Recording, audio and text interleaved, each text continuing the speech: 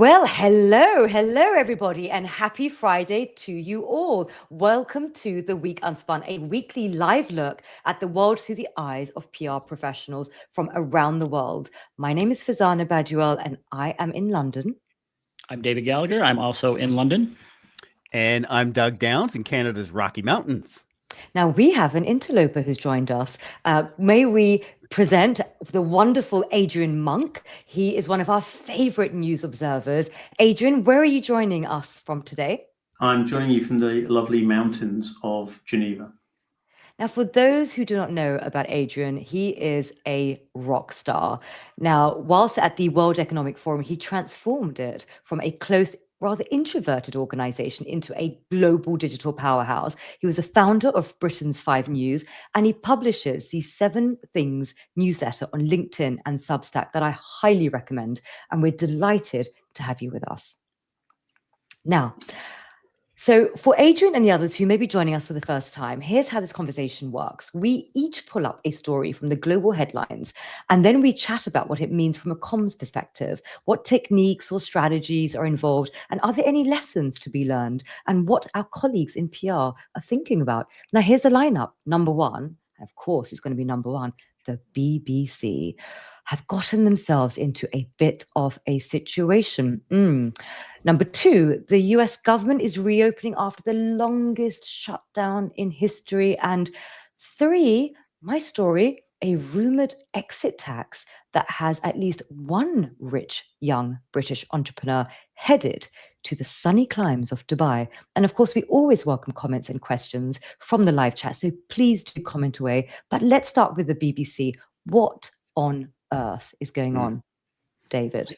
Yeah, I think this, well, if it wasn't mine, it might have been Doug's. And just for a little bit of context on how we operate, on Sunday afternoon, I heard about some of the resignations. We'll get into this in a moment. A top post at the BBC for an editing decision they made, and we'll get into that in a moment. But within our little program, Doug was texting me on Sunday saying, I think this is the story for next week. And that's a little early for us. A lot of things can happen during the week, but it was pretty clear just watching my own text chats blow up that this was something big, and it was bigger than just the UK as well. So just to kind of frame this for you, the BBC produces a program called Panorama. If you are in the US, it's kind of similar to 60 Minutes. It's an investigative news show.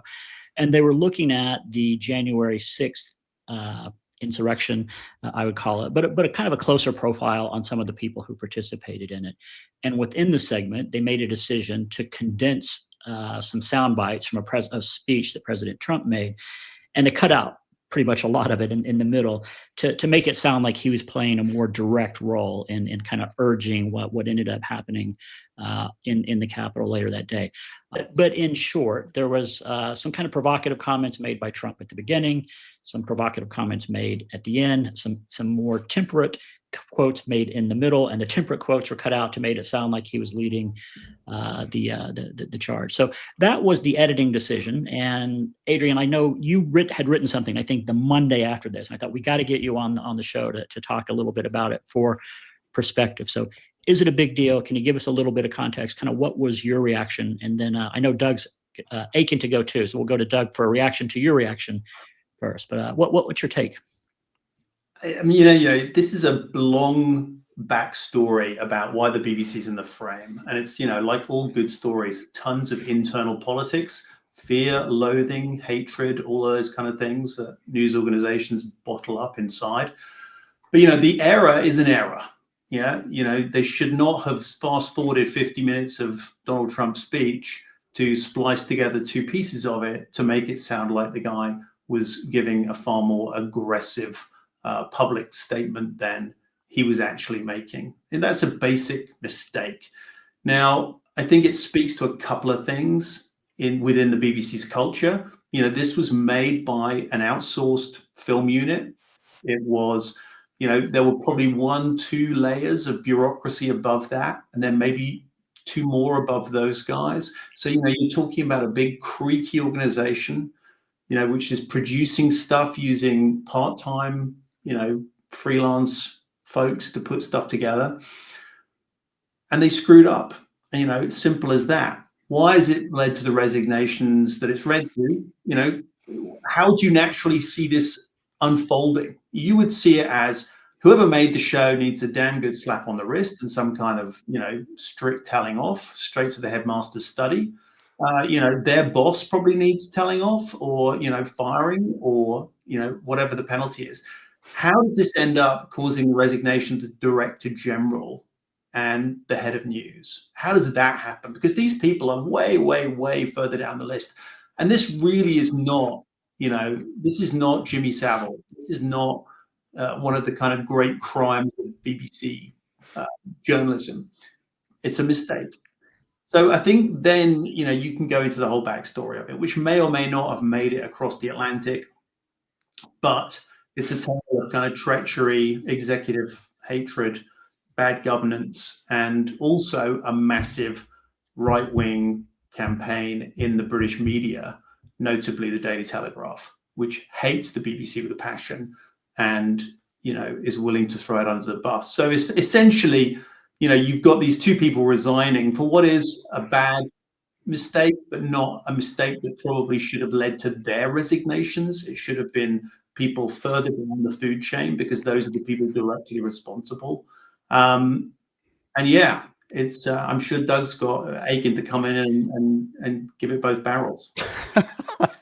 And you and I are both former journalists, right, Adrian? We're not practicing, but I'm a TV news guy. CBS, same here. ITN, the story. Yeah, and I feel strongly about this as a journalist. I don't pay the fee for the BBC, so I have no position that way. Just as a journalist, for me, I can't overstate how serious this is. Editing a political figure in a way that alters the meaning. For me, Adrian, sorry, that's not an error and it's not a mistake. It's a breach of the core principles that make journalism credible in the first place, of which BBC is at the top for credibility. It globally for credibility. Accuracy is non-negotiable. Fairness, non-negotiable. When you distort a quote, you distort public understanding. That's unethical in my book. At the same time, the BBC is an institution that has shaped public broadcasting for a century. It matters deeply to people across the UK, around the world. And that's exactly why acts like this cut so deeply. When a newsroom with that level of trust gets it wrong on purpose, the damage extends far beyond one segment. To all journalists in all countries, we need integrity, not interpretation. David and Farzana. Gosh, well, what I would say is, first of all, I think we've got our producer back on, so it would be great if we can play the video. Down to the Capitol, and I'll be there with you, and we fight. We fight like hell. We're going to walk down to the Capitol, and we're going to cheer on our brave senators and congressmen and women. Well, there you go. Now, PR is a lot more than just knocking out press releases. A lot of PR is about contextual intelligence and identifying risk. So from a PR perspective, I would say, well, first of all, there was a real concern about the political appointees on the BBC board. The composition of the board should have raised questions and concerns in terms of reputational risk, in terms of perceived bias. And I think that's one thing that I think is quite interesting, and it's beginning to gain a lot of momentum. You've had the Culture Secretary, Lisa Nandy, saying that it is a real concern about political appointees on the BBC board. And also Adrian just alluded to other sort of right-wing media. It is a massive coup for them, because if you think about it from a competitive perspective, British media have to compete with the BBC when the BBC get actually money from the license player. So they're sort of seen as an organization that has an unfair advantage. I also was in DC a year ago, and I was with a friend of mine from the DC bureau, and she told me how well the BBC is doing in the US in terms of its growth trajectory. So whilst a lot of newsrooms are shrinking around the world, the DC bureau actually was growing in terms of headcount. And so I wonder what's going to now happen, because actually a lot of people are tuning into the BBC for the impartiality, but where were the PRs that were identifying the risk of having political appointees on the board and the impact it will have to the impartiality that the BBC had as positioning? And as we know, the damage to the brand always happens when there is a gap between what it states its positioning is, i.e. impartiality, and what the reality is. And alarm bells should have been set from the beginning when the political appointees and the bias inherent that comes from those positions, that should have been done a long time ago. But I think we're seeing the beginning of a lot more stories that are going to be coming out about the bias at the heart of the BBC. Yeah, I think you're right. And I guess we've already kind of touched on the main frames. It's a journalism story. It's a political story. It's a question about the role of the public broadcaster, in this day and age.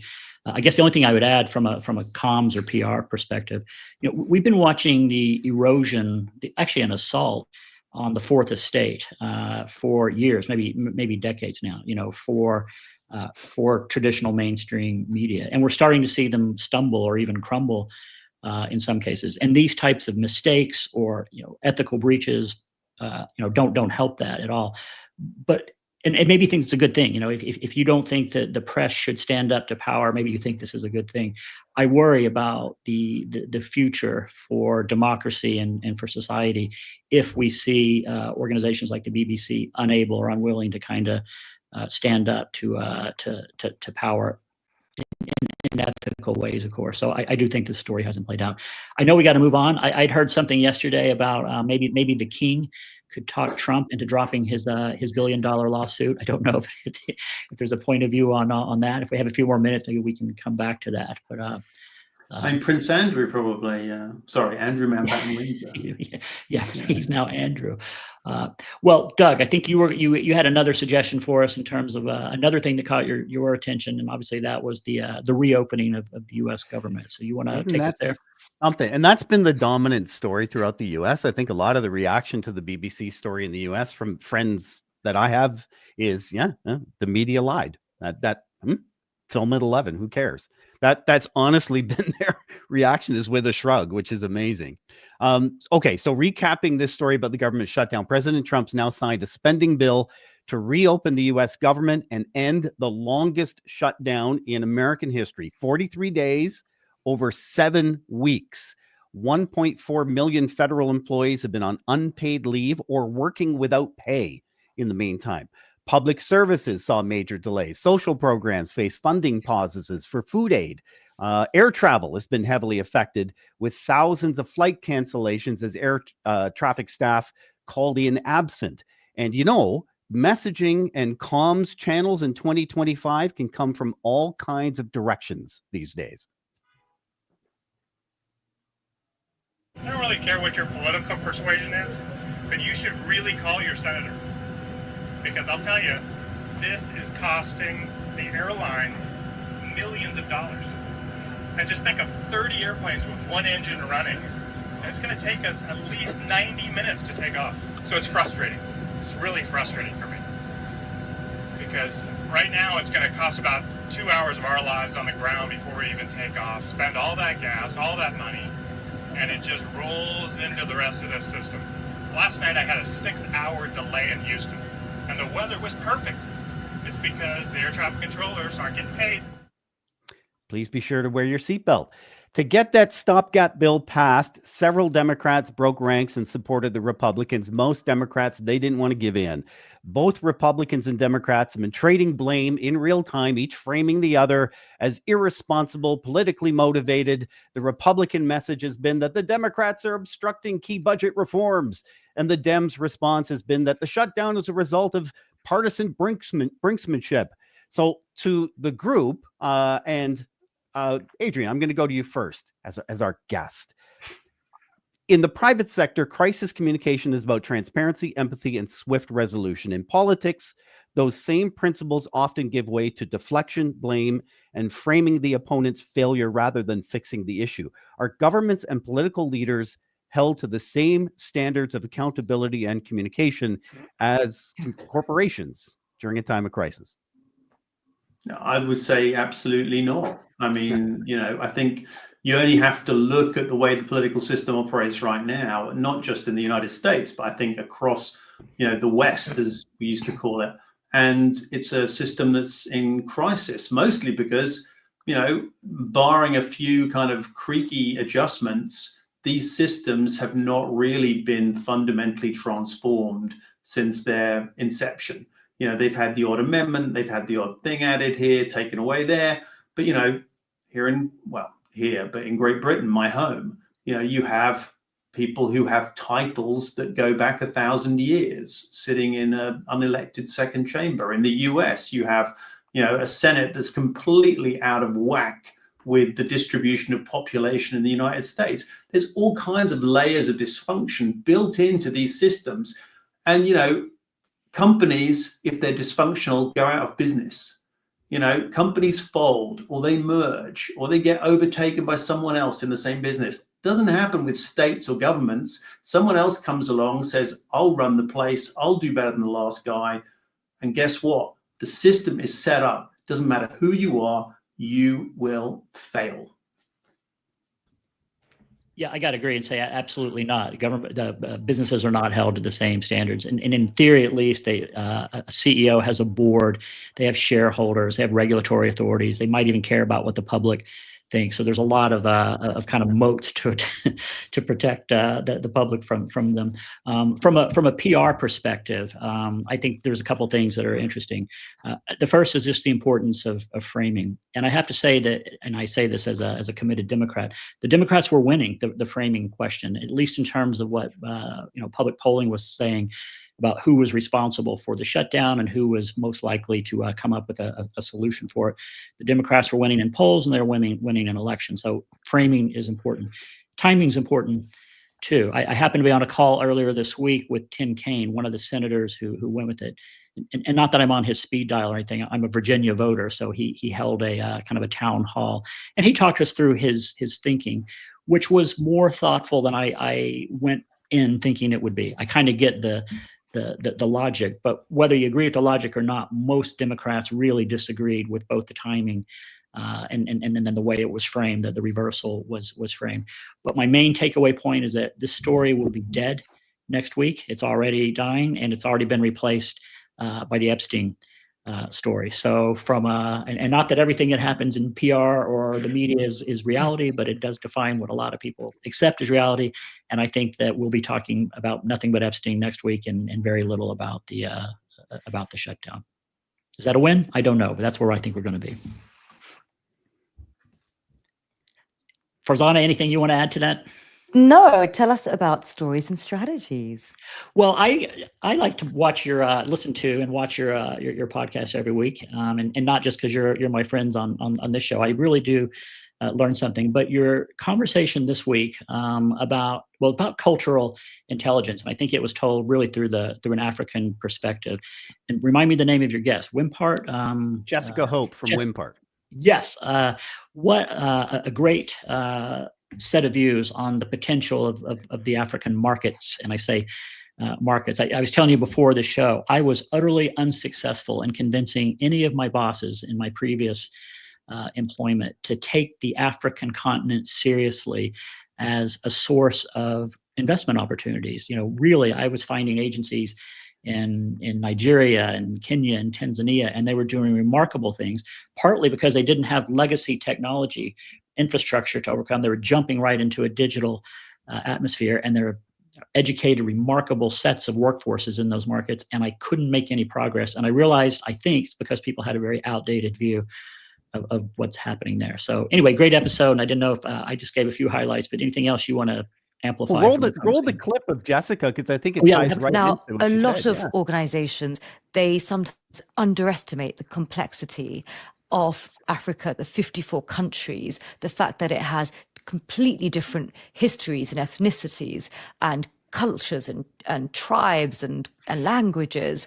How do you go about overcoming that sort of stereotype where some people approach sort of market access to Africa as this homogenous continent and not quite understanding actually the nuanced approach that it takes?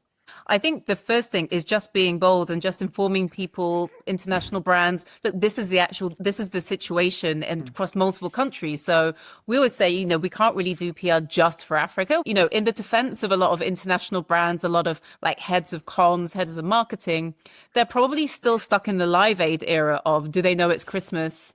this kind of like Oxfam charity lens of starving children across a big homogenous continent. And fascinating that 9 out of 10 people in Africa are on Android phones. Just affordability, that iPhones are so expensive. Something I wouldn't have thought of. Yep. Adrian, I know you spent some time just during the forum, and in fact, I was trying to remember. I should have disclosed this earlier in transparency. Adrian and I have known each other for a long time. I used to joke that my main value to him was sourcing employees for him. I was at a business that would lend his department employees, and they would always inevitably want to go work for him after the fact. And after getting angry about it, I just decided to be friends, and that's how we started doing some work together. And we were at one of the regional forums, and I can't remember which one it was. And I just remember you introducing me to some media people there, and for the first time, the penny dropped for me in terms of what was really happening. Maybe it's in Nigeria, but I really started to understand what was happening there. And I just wonder what your take is on the media landscape and the comms landscape there. Yeah, no, it's look, I think it's one of the great undeveloped markets in terms of how Western, folks think about it. And I think if anyone is getting it and making a difference, it's actually China. You look at the kind of, when you Doug talks about the mobile phones, Chinese phones, Chinese have gone in there, built infrastructure. You go to Kenya, they built the standard gauge railway. They've thrown money in there, and they've also thrown entrepreneurs in there. There are entrepreneurs you go to Addis Ababa, and there are entrepreneurs setting up garment factories, shoe factories. They're coming straight in, bypassing Europe, bypassing the Middle East, going straight into where there's a potential market. And I think, that entrepreneurialism is fascinating, and it goes right down into the kind of the granular level of society. If you go to, for example, Kakuma in the north of Kenya, which is a huge refugee camp, and you tell people refugee camp, it's actually like a settlement of several 100,000 people. It's like a city. And it has, by the way, like Kakuma's Got Talent. You can find it on YouTube. It's got like a show for rappers and everything. It's a very vibrant place. People have 2 phones. They're using digital currency. There's tons of issues about the place. But the entrepreneurialism and drive and energy that you get, because, remember that population in Africa is so skewed young, and that changes, I think, everything about the continent. You go there, you're not looking around at people of our age profile. Sorry, Farzana. I mean, David, and now Doug apparently has joined us as he's officially on, I believe. It's his birthday. And that youth and that energy really it's game changing. And I think it's game changing for businesses. They need to go and experience it and see what it's like and go and find out more, because, you sit in London, you sit in New York, you're going to miss the boat on probably the biggest growth story of the 21st century. Well, if you want to hear more about this, and you probably do now, go check out the episode, Stories and Strategies episode. You can find it wherever you get your podcast. So thanks, guys, for that and giving us a chance to reminisce a little bit. I do remember the conversation now, Adrian, because I did ask you what you thought at the time, and you said, how many Americans are in the audience? And it wasn't obvious, but there weren't many. There were a lot of Chinese people in the audience, and this was a meeting in Nigeria, and everybody was quite a bit younger than me. So those are kind of the 3 big demographics to think of. So thanks for that. So Farzana, you've got a story I know you want us to get to. I had to read it twice to understand where you were going, but now I think I get it, but I won't set it up nearly as well as you do. So please. Sure. Okay. So we have been talking about Africa, 54 countries, and talking about really sort of, place branding, be it country, be it city, be it sort of, region, or indeed even continent. And you see the tyranny of the single story, where sort of Africa and countries within Africa, sometimes they suffer from an inaccurate representation in people's minds in the West, that people are still thinking about Africa in terms of, sort of Live Aid and so forth, and not quite understanding the disconnect with the reality of, entrepreneurial, vibrant, sort of tech-driven sort of cities like Nairobi and so forth. And it leads me to a really interesting story that I came across. And it's about a £700 million tech founder behind a company called Improbable, who's now preparing to leave the UK for Dubai. Here he is. He is called Herman Narula, and he had a conversation with the Telegraph. Rachel Reeves, she apparently is planning a settling up tax. And what that basically means is you're sort of slightly mugged on your way out of the UK when you're going through Heathrow. And what they want is, if you're looking to leave the UK, the government are proposing a tax of around about, I think, 20% before you can actually leave the country. And so he is thinking, actually, should I be leaving before that is brought in? And it's forcing him to consider him to sort of emigrate, and not because he wants to go to Dubai, because that's where he's thinking, because he wants to be in London, but because he feels that he's going to be punished for not leaving with this potential tax, the settling up tax. And he also goes further to describe the UK as being anti-entrepreneur, too unstable, too risky to remain a resident under the proposed tax rules. And he's not alone. You've also had Revolut's founder, Nikolay Storonsky, moving his residency again to the UAE, shipping billionaire John Frederickson leaving the UK, saying Britain has gone to hell. So I wanted to ask you guys, what do you think about how the UAE, and specifically Dubai, is actually just attracting this huge number of people from the UK and around the world in terms of its sort of nation branding story? And where are we going wrong? Is it just about tax in terms of the UK? Is it just people just leaving because they don't want to pay their fair share, whatever that may be, is subjective? Dubai has spent years positioning itself as a place where ambitious people go when they're tired of chaos elsewhere. And that's really the core. So the UAE, are they selling certainty? There's no political swings, no sudden rule change. Is it about tax? Is it about consistency? What is it? I mean, or is it just basically people don't want to pay their fair share of tax and they're sodding off to the UAE where they can get away with it? But I'm really interested in the country branding aspect, because actually it's not just companies who are at war with each other in terms of talent, it's countries. And it could lead to brain drain. So I'm going to ask Doug, because you're the birthday boy. Okay. Well, I love the comment from Anne-Marie Blake. Let me find my tiny violin and play it for this poor rich person and his 20% tax. I appreciate that. Thank you, Anne-Marie. I've got we've got a client of ours, very successful, who's moved part-time to Dubai. So some of the podcast recordings we've been doing, he's at his home in Dubai, and taxes were a big part of it, but what's life like? Are there 7-Elevens? That kind of question. I don't remember the name of the brand that mimics the 7-Eleven concept, but it's all there. He's loving it. Life is good. So I think you're right, Farzana. Taxes are part of the big allure, but there's more to it, and the weather ain't bad. To David, and let's give last word to Adrian on this. David first. Well, I was kind of with Anne-Marie and sort of, Dubai or UAE, where billionaires go to escape oppression, it did kind of make me smile. But I take your point of view too about intentional policy to attract talent. And in fact, we touched last week on, could we rebrand immigration, which seems to be such a lightning rod issue in a lot of places. And is this a different way of talking about immigration? And that's essentially what they're doing. Personally, I don't know that tech bro paradise is where I'd want to go, but I do believe in choice, and maybe that is a brand that people would like to be able to choose. So I would probably leave it at that. But I know Adrian spends time in that part of the world and has a more informed view than I do.